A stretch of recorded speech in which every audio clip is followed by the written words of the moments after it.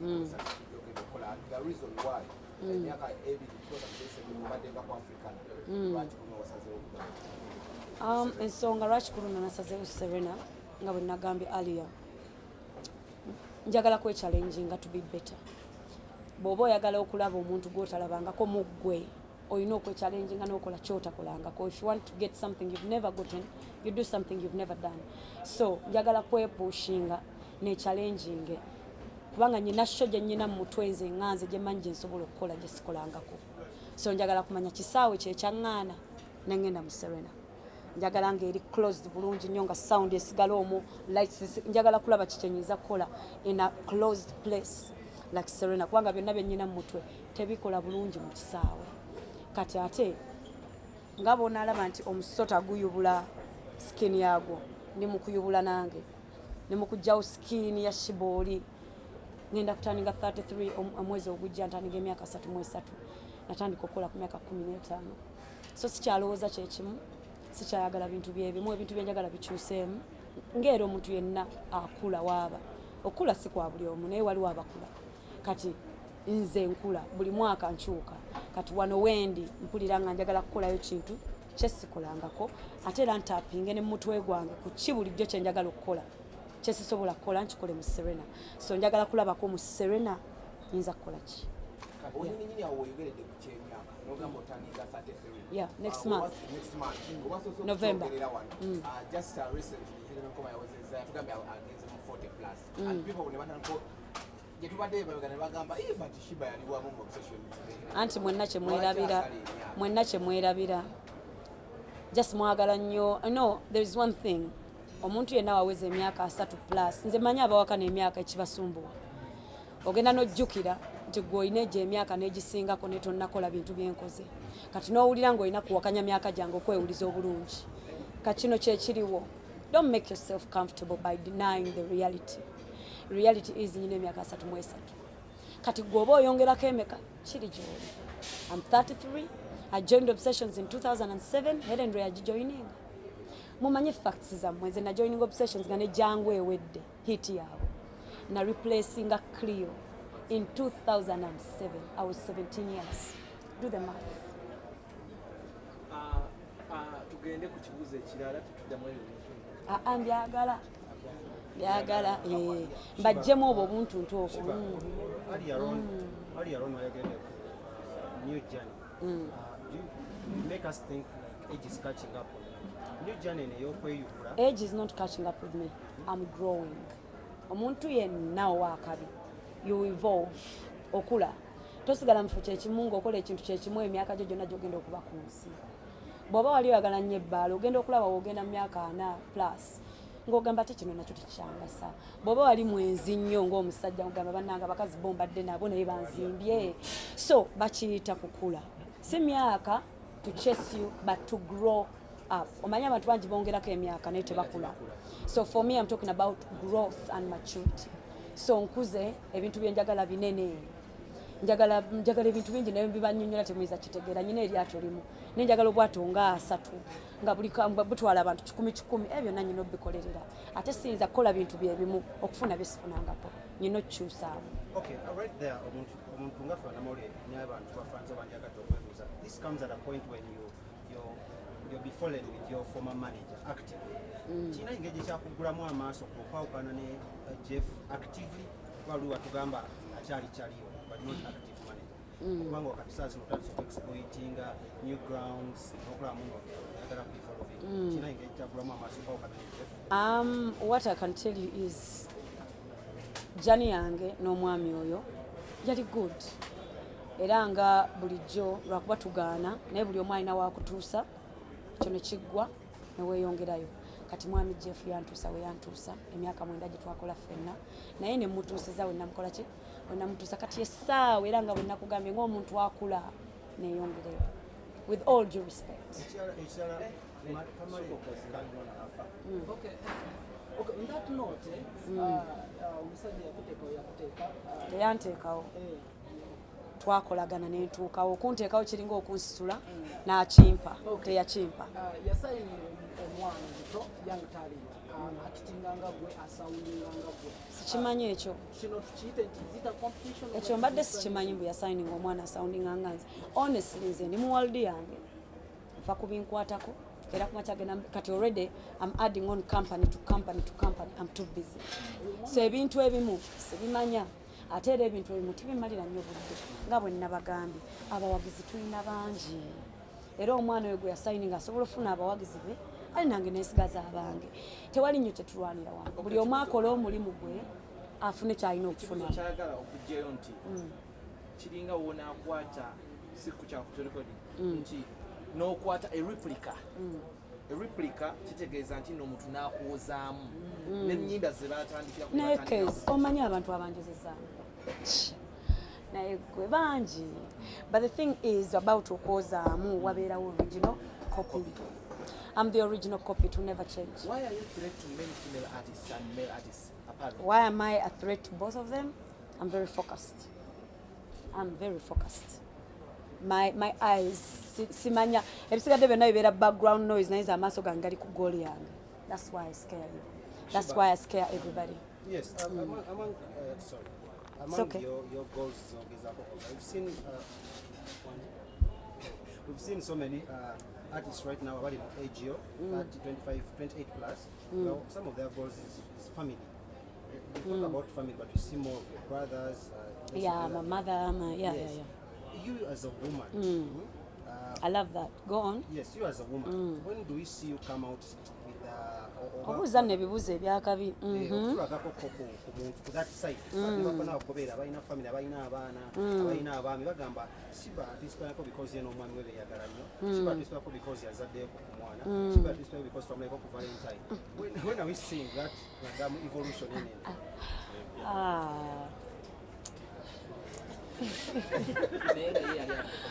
This is the thing mwe temwawula privacy n'obutaba na bulamu kati mwe mulowooza because sibagamba nga bimwamanyiira nti obwo obulamu mbulina bulungi nnyo nyina programu yange nze muntu wa planninga nze nava mu family nga mugana wange yafumbirwa nga wa myaka 15 bwe bamuwa omutwalo akameeza nga tolerako maama we 5 alina abaana 5 I'm the last born mugana ngo omulala ali awo Isma is an engineer bwenzirako aliwa muddakawo ne muddako tannazaala okay he's almost 36 baganda bange abasatu bonna bazadde abaana baabwe bonna tubaweerera tubalabirira tetulinako ki buzibu naye ffe nga ffe amanyi mu family mubeeramu the blessed ones ffe tukyatereeza family yaffe ne legacy yaffe ne gye tuvanga wena kugamba saagala kula bugagga bwa leero njagala n'abaana b'abaganda bange babusangewo bagamba anti waffe oyo omulaba ne gw'otaalaba eyaleka akoze kino ekyo toyinza kikola nga topulaninga waliwo bazaala nga bato mukama n'abayamba ne bazaala nga bato bagenda otandika business nga bakola ki bazaala dda nze unfortunately nasalawo nsooke business then after when figuring out ngamba nti eno essaawa entuufu ngende mu kuzaala because trust me okuzaala kya butonde bwa mukyala buli mukyala okujjako nga just katonda yagaanye ate ng'ennaku zino buli kimu kisoboka omukyala wakuzaala anytime just waliwo ffe abakyala ab'enjawulomu titwepulaningira ddi lwokola ki lirwozaala nze ninga omwami ninga omusajja in a way of thinking temumala gazaala ate era wemumala gazaala mmanyi mwe lwaki mumala gazaala oluusi si mmwe mutuula ne kati nze bwenzaala egyo emyaka 2 gikoze ki gifudde kati saagala kugitta naye bwe nnatuka ne mpulira nga newenjitta tekinkosa nja kugitta but saagala tambulira ku society munteeke ku pressure nzaale okubalagako mbunzaala sigenda ekyo kikola but I will have kids because I love kids so much naye ekya family kyo togenda kiraba sigenda fumbirwa saagala balimba nnyo ogenda zaala ate nga tofumbirwa of course kozi bameka abazaala nga tebafumbiddwa mbukive nnyo nze ngenda okusooka okikola be realistic nedda mukwano nze ndina kyeyombekedde nedda mukwano kawondo kakubye eddinisa gwe balowooza ne bamutwala mu muzigo nze neezimbira kiba kitegeeza nsazeewaani gwenzaddemu ate ekyo nakyo tekisoboka. Kyogezako tugamba muno ojjafuna musajja wakuzaala Nedda taata nja kufuna musajja nga ntegeera ayinza n'okuba olwedde waali nga ntegeera ategeera flow yange gamba mukyala wange ono omulaba byobufumbo si byali kate nange saanoonya bufumbo abasajja gye bali nga nabo obufumbo si bwe bakola ki naye ate nga ajja kwagala mukyala we naye ng'abeera wuwe nawe ng'obeera wuwo so wali buli mukazi alinayo bbaawe olw'embeera ze. There is a man for every woman and there is a woman for every man. So wali omusajja alinga nze agenda okuntwala. Sheebah, another question in that line. Ebibuuzo bibiri byandisembayo. First of all, what is your greatest worry? In life? Yes, in life, in your career, Sheebah. In life or career? Yombi, what is your greatest worry?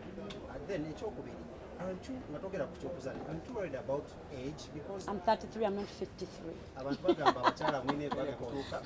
Mukwano, sinnagiringiza nako, mwe stressing. Okay, I'm getting out of my ovaries. That's it. Get out of my ovaries.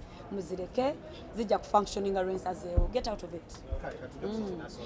N'ekirala, njagala mu respecting, njagala kwogera ku kino briefly. Mulekera oteeka abakyala ku pressure y'okuzaala. Lwaki? Tomanya struggle gy'ayitamu.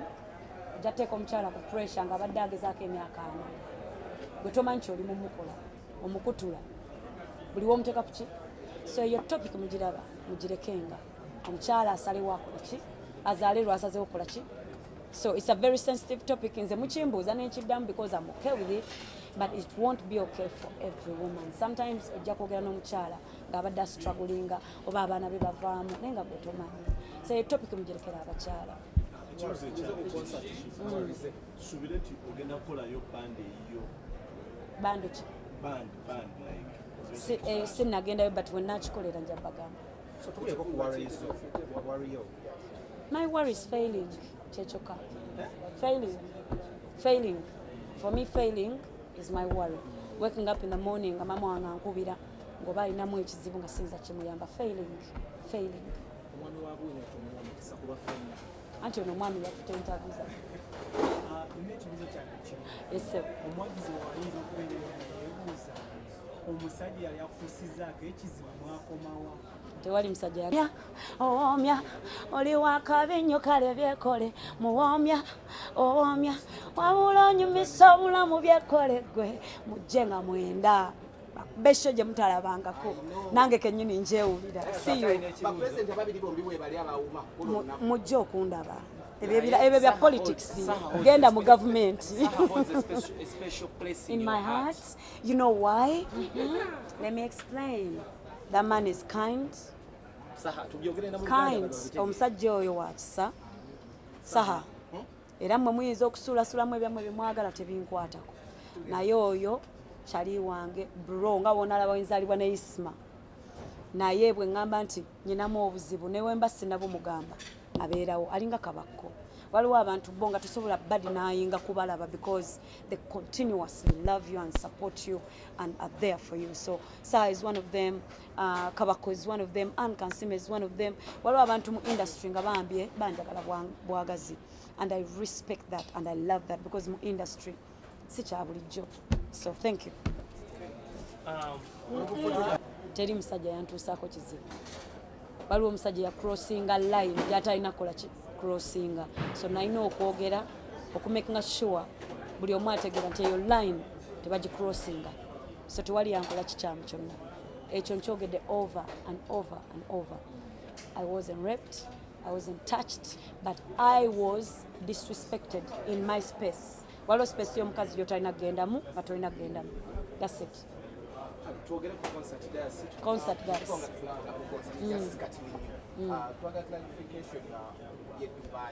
Najogeddeko dda. Ebintu by'e Dubai simanyi but my God.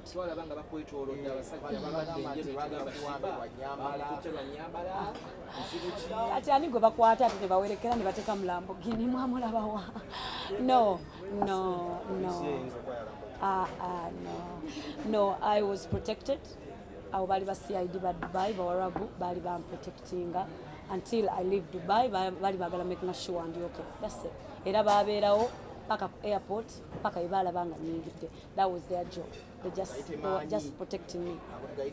Simanyi we mukiyita. CID. Well, oyinza ogiyita favor. Thank you so much. Abantu bakowoole oluusi obalaba nga twalese mawulire ebintu bitambula bulungi but olina chance nti nokoze business is it your fallback position? Yes. You see yourself Yes. in this music career? I don't see myself quitting, but to be honest, toyinza kutunda kyekimu emyaka gyonna.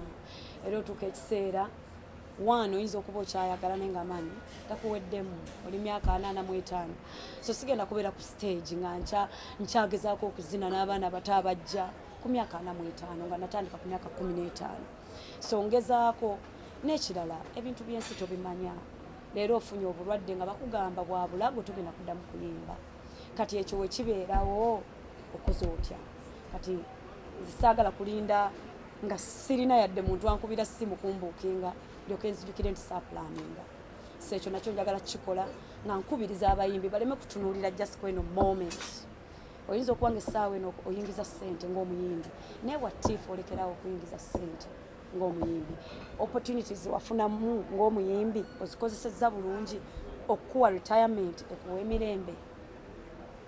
That is the question. So for me, ndabidde ku bantu bange, ndabidde ku bansooseewo, nenjiga mu byenjize, then nencorrectinga mu byensobodde, and one of them is fe abayimbi oluusi tulowooza tugenda kubeera mu kino ekifo emyaka ki gyonna naye si kituufu. So neetegekera mu myaka gijja, but also not just for me, nga we nabagambye nze wendi wano siri bubi sobola okugamba omanyi ki kankireke nenze saatondebwa bwentyo sisobola kukireka. Njagala kuwangula kuli okusingayo nga bwempanguza n'abalala abaniraanye nabo nga bebawanguza abalala ababaliraanye. So nze muntu akola nga njagala n'abalala bakole njagaliza saagala gaggawala nzekka. So njagala creating zino opportunities nga bwengaggawala n'abalala nga bebagaggawala. Yeah. Where do you draw this charisma from? Because applications is on a Kampala nnyo tuzirabeko over time.